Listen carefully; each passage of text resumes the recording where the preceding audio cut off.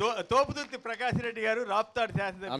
రోజు మన రాష్ట్రంలో అభివృద్ధి సంక్షేమము రెండు కూడా సమపాలలో నడుస్తూ ఉన్నాయి.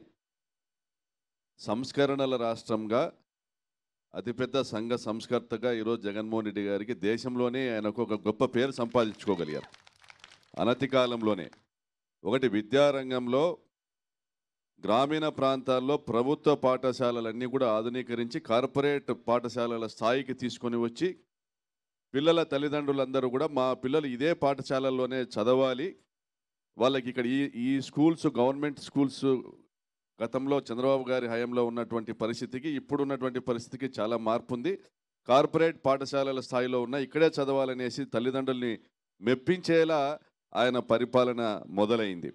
రెండవది, అదే పాఠశాలలకు వెళ్ళే పిల్లలకు యూనిఫామ్ ఇచ్చి 3 జతల బట్టలు, షూస్, సాక్స్, బెల్ట్, ప్రతి ఒక్కటి కూడా notebooks, text books, school bag అన్నీ కూడా ఇచ్చి ఇందులో ధనిక కుటుంబాల వాళ్ళకి పేద వర్గాల వాళ్ళకి తారతమ్యం లేకుండా చిన్న వయసులోనే అందరూ కలిసిమెలిసి ఎటువంటి భేదాభిప్రాయాలు లేకోకుండా కలిసిమెలిసి పెరిగే విధంగా, అందరి ఆత్మవిశ్వాసాన్ని కాపాడే విధంగా, ఆత్మాభిమానాన్ని కాపాడే విధంగా చర్యలు తీసుకున్నారు. ఇంకా ముందుకెళ్తే జగన్మోహన్ రెడ్డి గారు ఏదైతే ఎడ్యుకేషన్లో తీసుకొచ్చిన రిఫార్మ్స్ ఉన్నాయో అందులో అతి ఇంపార్టెంట్ థింగ్ వచ్చేసి ఇంగ్లీష్ ఎడ్యుకేషన్ ఫర్ ఆల్. ప్రతి ఒక్కరికి ఆంగ్లంలో విద్యాబోధన జరగాలి, తెలుగుతో సహా. తెలుగును కొనసాగిస్తూనే ఇంగ్లీషు విద్యను చిన్న వయసు నుండే తీసుకొని రావడం వల్ల కమ్యూనికేషన్ స్కిల్స్ పెరుగుతాయి, ఇంగ్లీష్ యాక్సెంట్ను అలవాటు చేసుకుంటారు. కాబట్టి రేపు పొద్దున భవిష్యత్తులో కాంపిటేటివ్గా ప్రపంచంలోని మిగిలిన దేశాలతో మనం సమానంగా పోటీ పడేటువంటి పరిస్థితి వస్తుంది. అదేవిధంగా బైజూస్ యాప్ను తీసుకొని రావడం వల్ల కూడా మన ఎడ్యుకేషన్ స్టాండర్డ్స్ పెరగడం జరుగుతూ ఉంది.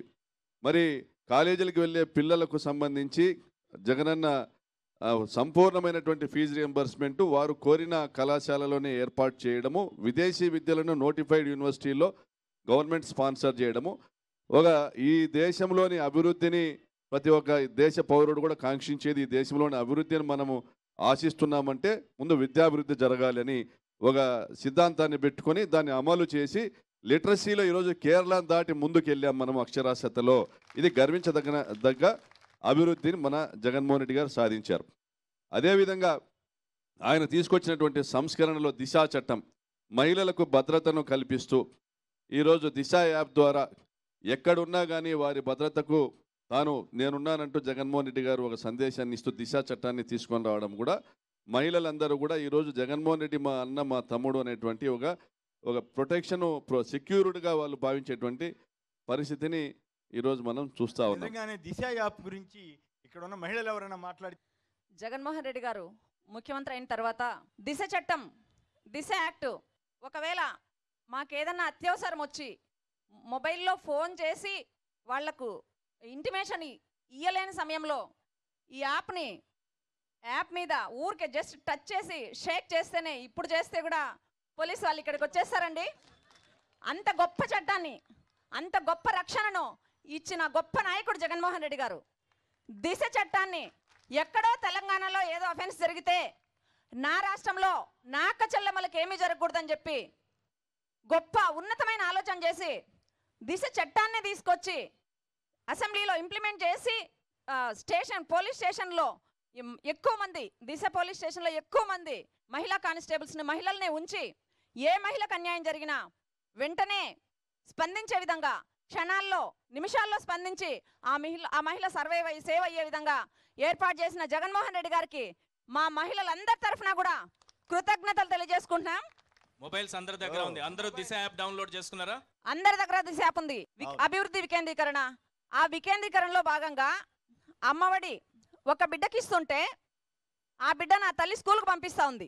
ప్రతి తల్లి ఆలోచన చేస్తుంది, నా బిడ్డను స్కూల్కి పంపిస్తే నా అన్న నా తమ్ముడు జగన్మోహన్ రెడ్డి గారు మంచి చదువులు చదివించి నా బిడ్డలు మా మాదిరి కూలి పనులకు వెళ్లకుండా ఉన్నతమైన స్థానంలో నిలబడతారని చెప్పి, అదేవిధంగా సంవత్సరానికి 15,000 మా అకౌంట్లోకి వస్తుంది. అది మా బిడ్డల సంరక్షణకు, మా ఇంటి అవసరాలకు ఉపయోగపడుతుందనే ఉద్దేశంతో ఈరోజు ప్రతి తల్లి బిడ్డను స్కూల్కు పంపిస్తా ఉంది. ఎంఈఓ గారికి ఫోన్ చేయించుకొని అడ్మిషన్ ఇప్పించుకున్నాం గవర్నమెంట్ స్కూల్. అంత గొప్ప స్థాయిలో ఉంచారు.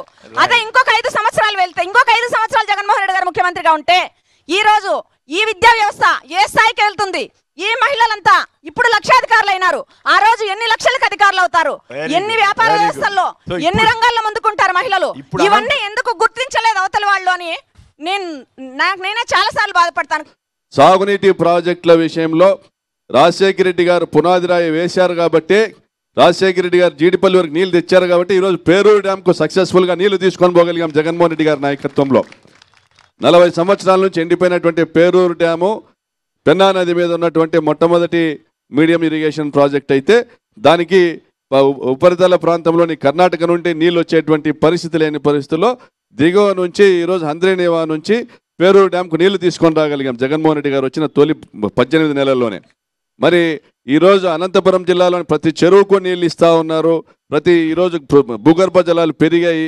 గతంలో చూస్తే 600-700 అడుగులకు కానీ బోర్లు వేస్తే కానీ నీళ్లు పడని ప్రాంతాలు ఈరోజు 100-150 అడుగులకే నీళ్లు పడతా ఉన్నాయంటే ఇది రాజశేఖర రెడ్డి గారి జగన్మోహన్ రెడ్డి గారి కృషి తప్ప ఈరోజు గత ప్రభుత్వంలో చంద్రబాబు నాయుడు గారు రైతులకు సంబంధించి చేసింది అయితే ఏది కూడా లేదు. మధ్య కదిరి ప్రాంతానికి వెళ్ళాను. 20 ఏళ్ల క్రితం 25 ఏళ్ల క్రితం కూడా నేను కదిరి ప్రాంతంలో వృత్తిరీత్యా పర్యటించినప్పుడు చాలా ఆవేదన కలిగింది. ఏమిటి ఎంత దారుణంగా ఉంది ఇక్కడ పరిస్థితి అని.